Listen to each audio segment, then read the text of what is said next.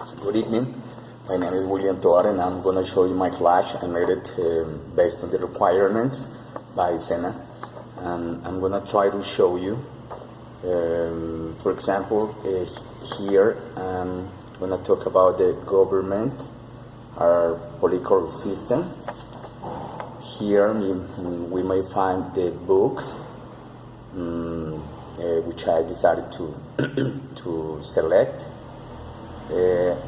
Here and here and here, and about my career, we may find here the topics that I'm going to try to expose. Now, the first one is this one. I try to make it step by step. Is inequality. Due to our political system, inequality has been one of the most terrifying problems in our country. Only 1% of people are owned of 80% of our productive lands. The rich are much richer and the poor are much poorer. By far, Colombia has achieved the third most inequality place in the world.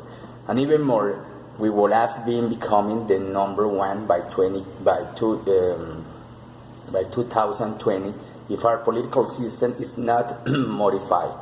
Look at this one.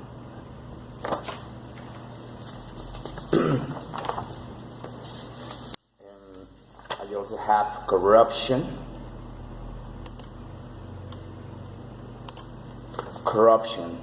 Although Colombia is a republic and has a representative democracy, corruption has been in its most hazardous illness. Political parties, liberals, conservatives, independents, all of them have reached such a grade of corruption that society is immersed in poverty, inequality, ignorance, and lack of opportunities. Senators and demagogues receive briberies. The media, mass communication, censorship prevent justice taking them to jail. At the end, our country is polarized between changing and keep doing the same. Justice. Definitely, it doesn't work for our country. Corrupt politicians, businessmen, and congressmen, drug dealers, killers, and others are captured by law enforcement, but all of a sudden are acquitted by the persecutor, who obviously has been elected by themselves.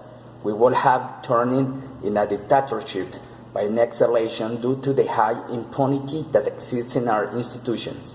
I wonder how far this injustice will take us. Education. Colombia's education is one of the worst in Latin America and probably will have continued to be the same in the coming years. Government doesn't care about children and youngsters since the only purpose for it is to keep ignorant the masses, in order to keep themselves ruling the country. I like to know if a way out for this problem exists.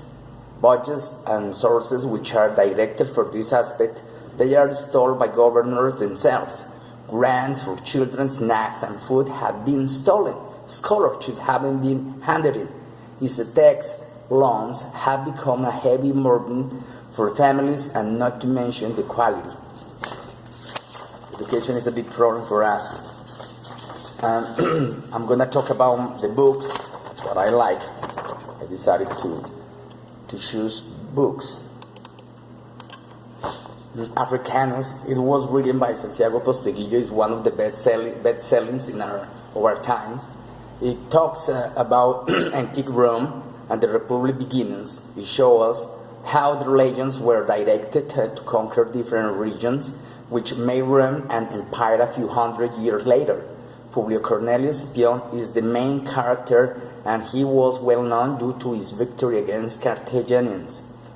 The main battles were carried out in Sama, northern Africa, where Hannibal was fought back by the Africanos and the victory was given to the Rome. I like this book because it taught us about politics and strategy, which is being living nowadays. Therefore, you can see a contrast between antique and our present. It's very interesting. This book is a theology.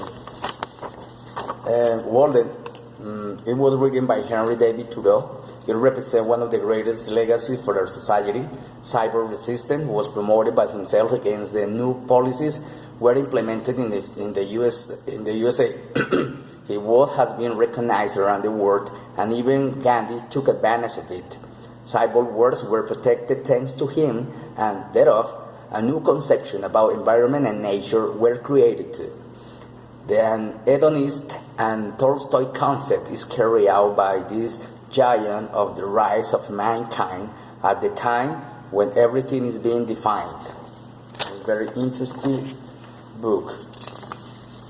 History of Civilizations were written by Diana Uribe, the Colombian historian. Takes us to a fantastic journey by history. Despite of the fact history is too long, she tried to do her best in order to thought it. From Sumerian to Roman, from Egyptian to Greek, from Brahma to Buddha, from Marco Polo to Christopher Columbus, and so on. This book was written to give us a punctual view over history. However, we must not forget it.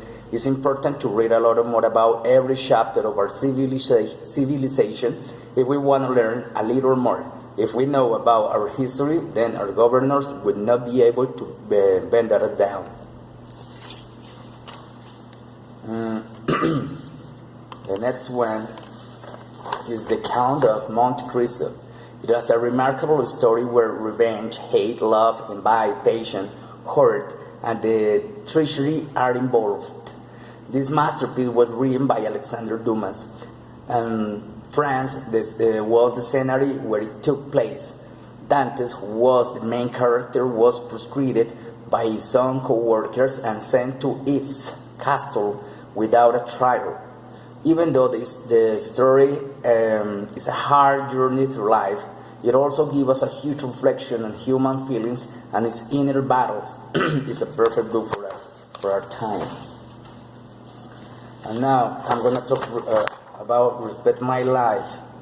And I'm going to try to talk about Noam Chomsky.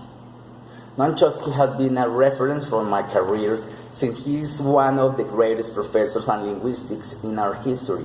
He focuses in our current problem with education and our political system and tries to separate ideologization from education itself. He has tried to abord different topics where one of the principal actors are media of mass communication, how governments create TV programs designed to turn children and adults into ignorance. Thus, they can rule our country destiny without any rejection. It's very important linguistic in our times. The next one is Mahatma Gandhi. He's an immortal of our recent history, and that's why every educator should reflect on how children must be educated in our country. Furthermore, as well as principles, values are very important in the development that undergo our children from childhood to adulthood. Our system must be conscious about the importance of values at home and school. Moreover, peaceful trouble-solve models must be designed in order to guide our children on how to build a better nation. They would be rewarded by their effort if these kind of strategies could be put on practice. Mahatma Gandhi. Our role is important for my career. What can I do for our children? I write it down because I think it is important for our new professional generation who will direct our country. As a teacher, I think it's important to depend on rational knowledge about environment, nature, society, and even politics. We must teach how to interact with ourselves as first step, and then how to interact with our resemblance.